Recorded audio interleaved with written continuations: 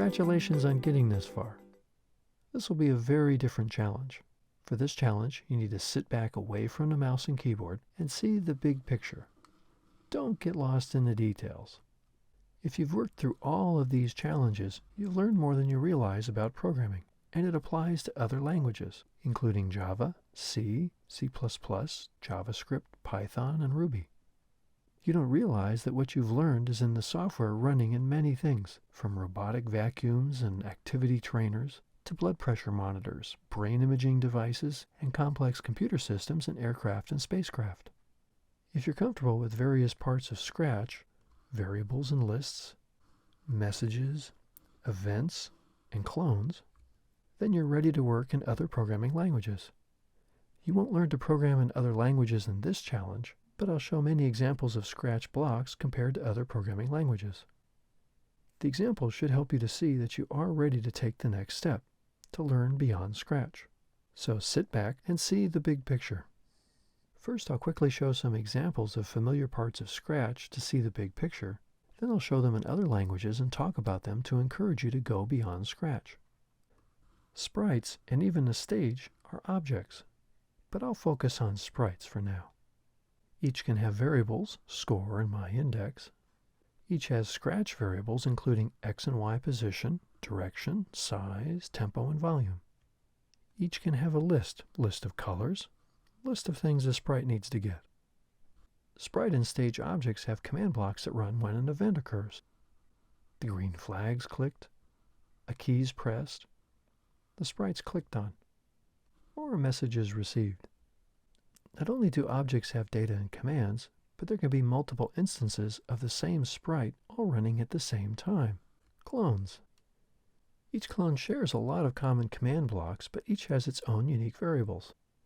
Using the same common command blocks, each clone's unique with its own stage attributes, its own x and y positions, size, colors, directions, so it can behave differently from the other clones.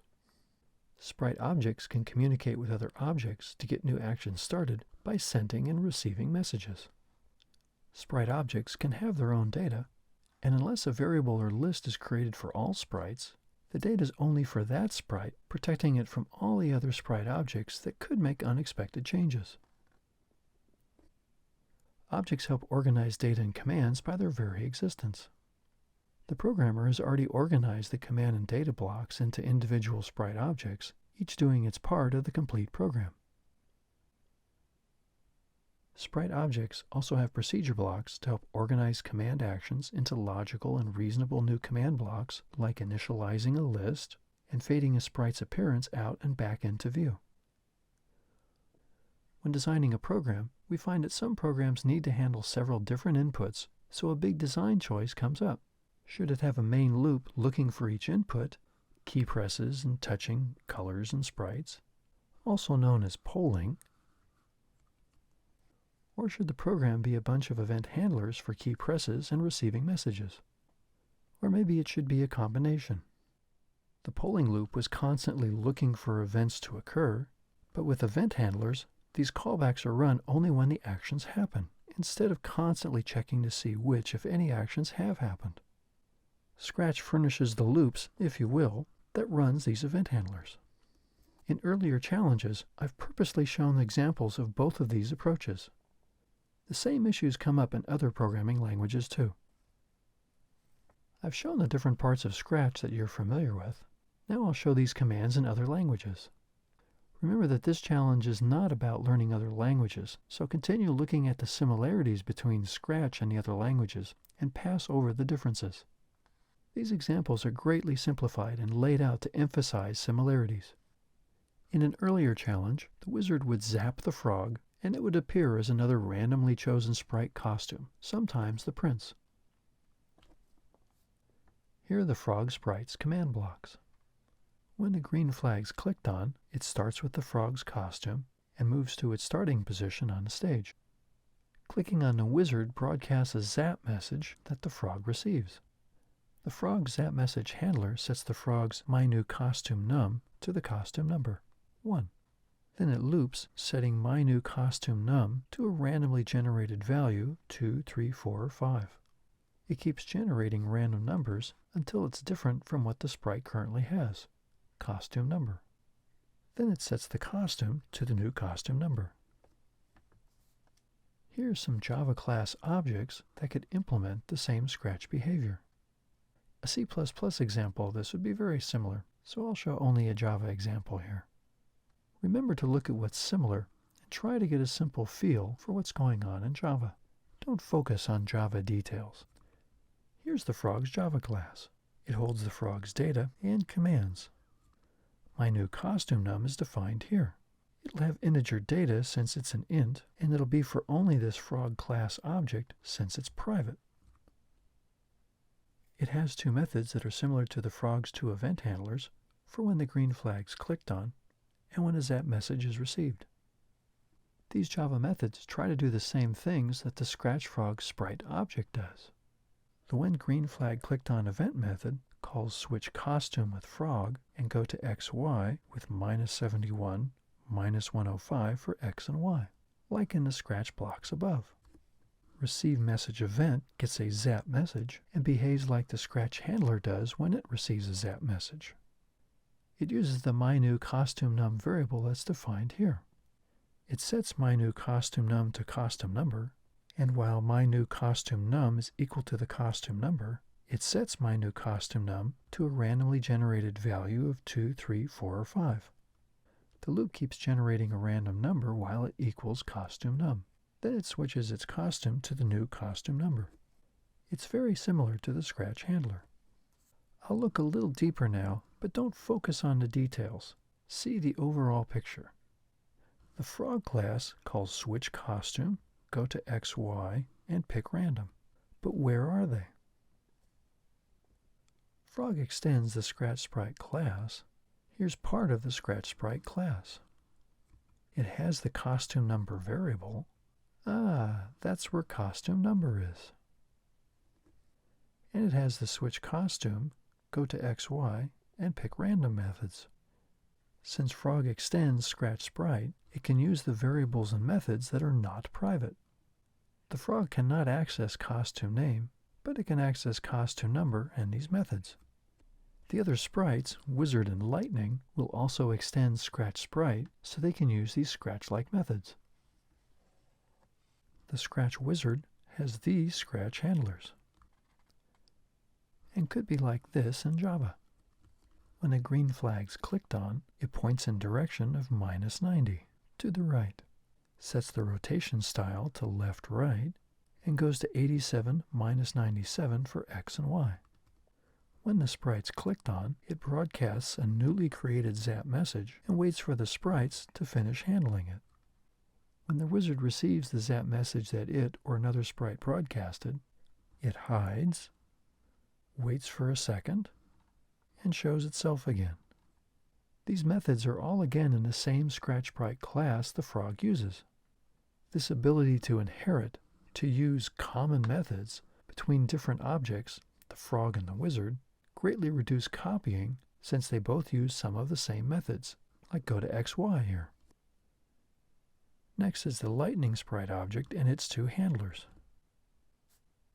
It could be like this in Java. When the green flag's clicked on, the sprite hides, points in direction of 180 downward, and sets its size to 40%. When the lightning object receives the zap message, it shows itself, waits for half a second, and hides itself again. It uses many of the same methods in the Scratch Sprite class that the Wizard class uses. Next, I'll show a more specific example. I'll compare Scratch with C language to show converting temperatures between Celsius and Fahrenheit. C language is not object-oriented, so I'll show a procedure block example in C. Here are a Scratch program and a C program that convert 100 degrees Celsius to Fahrenheit and 32 degrees Fahrenheit to Celsius. Remember to look for what the programs have in common.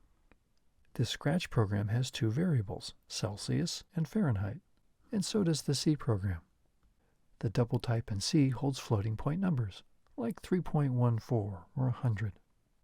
This Scratch program has two procedure blocks, Celsius to Fahrenheit and Fahrenheit to Celsius. The C program has two functions, Celsius to Fahrenheit and Fahrenheit to Celsius. In Scratch, when a green flag's clicked on, the Scratch program calls Celsius to Fahrenheit with 100 degrees C. When a C program runs, it begins in the main function, and it calls the Celsius to Fahrenheit function with 100 degrees C. Scratch's Celsius to Fahrenheit procedure multiplies degrees C by 1.8 and adds 32. C's Celsius to Fahrenheit function multiplies degrees C by 1.8 and adds 32. Both save their values in the Fahrenheit variables. Next, the Scratch variable shows the Fahrenheit value for 2 seconds, 212. The C program outputs the Fahrenheit value as a floating point number, 212. Then the Scratch program calls Fahrenheit to Celsius with 32 degrees F. So does the C program, calling Fahrenheit to Celsius with 32 degrees F.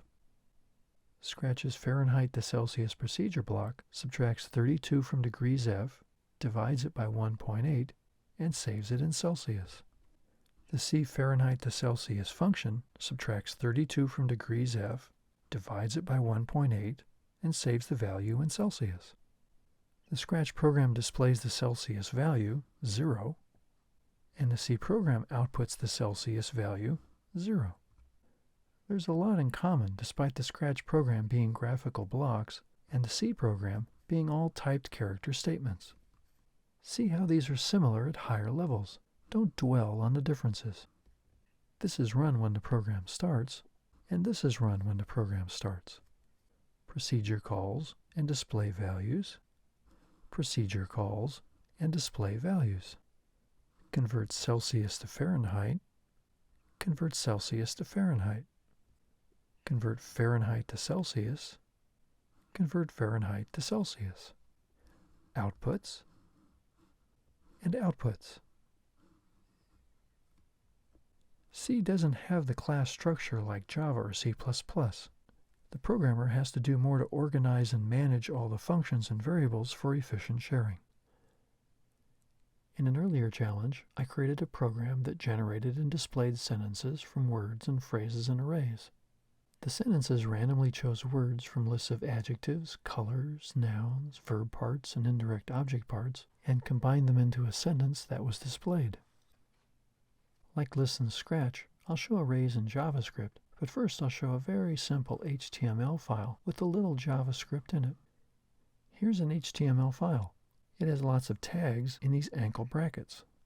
This is a simple text file, but it has a certain structure using many predefined tags. Don't get lost in the details about tags. Focus on the overall organization and how it corresponds with a Scratch program. Imagine I have this text file, myfile.html. It has a paragraph that says, click try it to get a sentence. The paragraph's defined between the beginning and end tags for paragraph. When it's displayed in a web browser, it looks like this. There's also a button that's defined between these two button tags. The button has the label try it. When a web browser like Internet Explorer, Chrome, or Firefox displays this file, it looks like this. The button also has an event handler specified for when the button's clicked on. The when button clicked on function is called when the button's clicked on. It calls alert to display hello world that looks like this. The when button clicked on event handler is very much like the when the sprite clicked handler is. In JavaScript, the button has to be told which function to call, when button clicked on in my program. It's pretty amazing how Scratch and its world are so different from JavaScript and its web world, yet the languages share such similar programming concepts. I need to add the string arrays into the HTML's JavaScript's script area, and in the when button clicked on function, I need to generate the new sentence to display. In JavaScript, I'll use arrays for the Scratch lists. Here are the colors, nouns, adjectives, verb parts, and indirect object parts arrays. The arrays get initialized here at the beginning of the JavaScript's script area. Just like in the simple JavaScript example, the when button clicked on function is called when the button's clicked on. I'll quickly go over initializing the arrays and running the when button clicked on event handler. But don't get lost in the details. See how it's similar to Scratch. I'll look at the array initialization now. These var statements create or define variables. These are empty arrays. In Scratch, I create lists once, and that's done manually through make a list. Since Scratch's lists can be changed from earlier runs, my program's emptied and added all the items for each list. In JavaScript, to look like this Scratch program, I assign the strings into each array. The arrays are always starting empty. Later, I'll quickly show a shorter and much cleaner version of this initialization. Array items count from 0 in JavaScript and in C, C++, Java, and many other languages, not from 1 like in Scratch.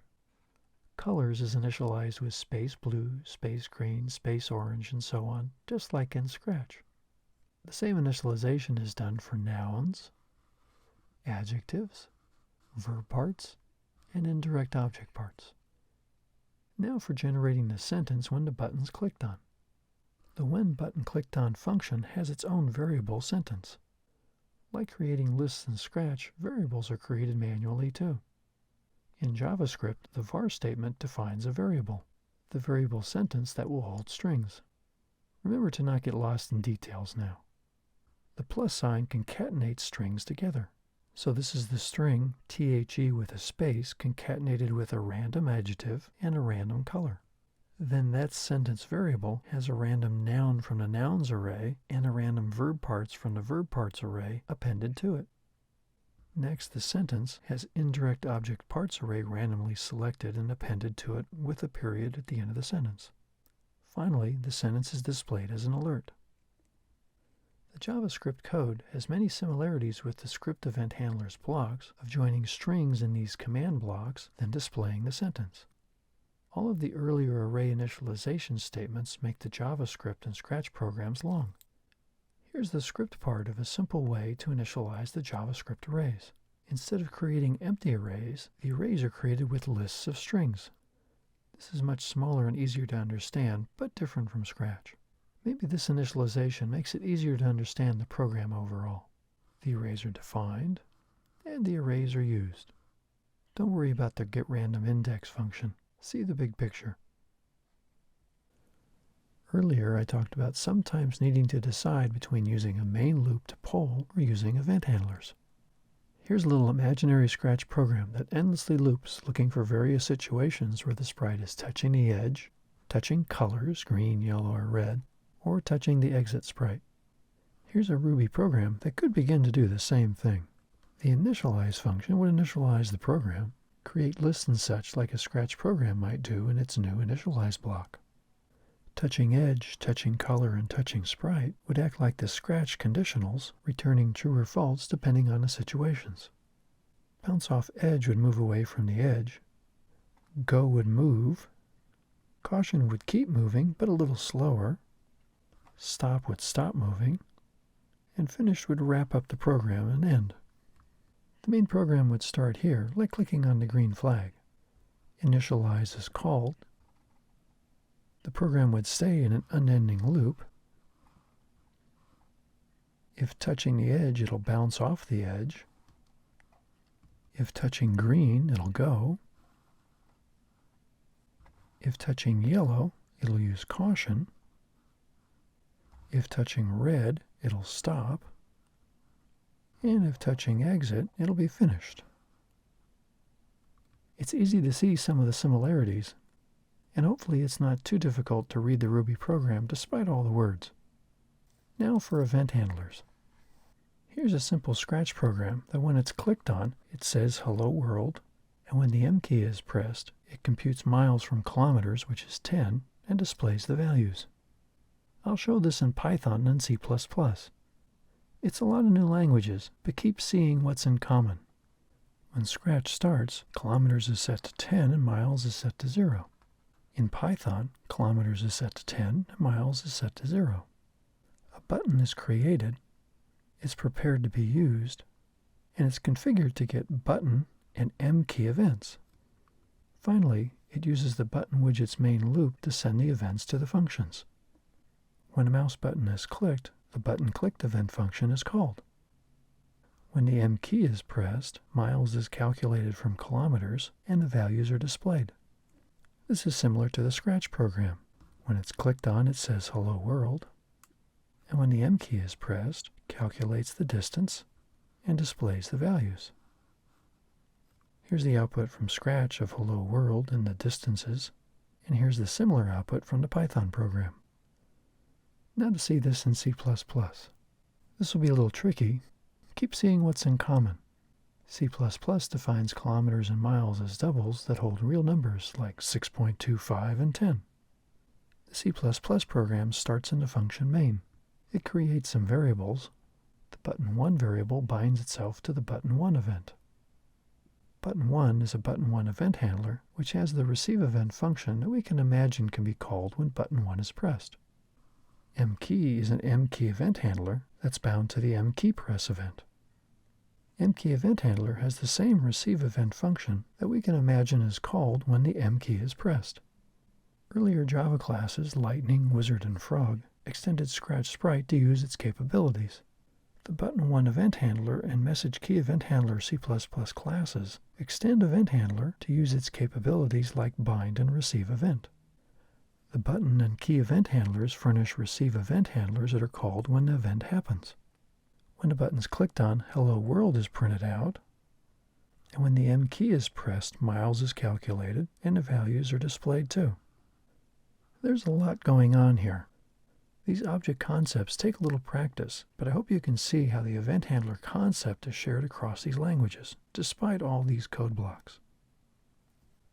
Here's an example of clones in Scratch and Java. Java calls clones threads. This Scratch program creates 5 clones, with each clone adding 1 to the variable count. Count's initialized to 0, and number of clones is set to 5. The repeat loop will create a new clone, number of clones times, which is 5. Each of the 5 clones will add 1 to count. The starting sprite waits until count is 5, then it displays count is 5. Now see the similarities of this Scratch program with this Java program. Number of clones is initialized to 5, like in Scratch, and count is initialized to 0, like in Scratch. The Scratch program starts when the green flag is clicked, and the Java program begins in the main method. The for loop loops while I is less than or equal to the number of clones, which is 5. So I has the values of 1, 2, 3, 4, and 5. That's 5 iterations, like the Scratch repeat loop. Each time through the loop, a new thread, a new clone, is created as a new counter variable, and the thread starts running when the start method is called. The loop creates 5 new Java threads. Each thread starts running in the run method, which adds 1 to count, so count's value will grow to 5. After creating the 5 threads, the main Java thread waits until count equals the number of clones, 5, then it displays count is 5. Just as the Scratch program waits until count is equal to the number of clones, 5, then displays the count is 5. Now this time, focus on what's in common between Scratch and Java in this example. Initialize count a number of clones, loop 5 times, create clones in the loops, and start the threads too. Each thread increments the counter. Each clone increments the counter. The main sprite waits until count is equal to the number of clones, and the main thread waits until count is equal to the number of clones. And finally, both display count is 5. Phew, that was quite a tour of languages in a very short time. They're using the same concepts you've used in Scratch and more. Now I hope you can see that while these other languages offer a lot more, parts of what they do are what you've been doing in Scratch. I hope you've had a lot of fun learning and growing your programming skills in Scratch, and I hope you want to learn more skills in new programming languages. You should see that what you've learned in Scratch will be very helpful when you're learning other programming languages.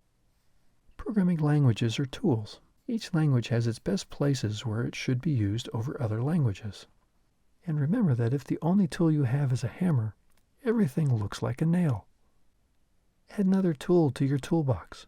If you want to learn more about programming, learn another programming language. Java, C++, C, JavaScript, PHP. But above all, have fun being creative, and thanks for joining me.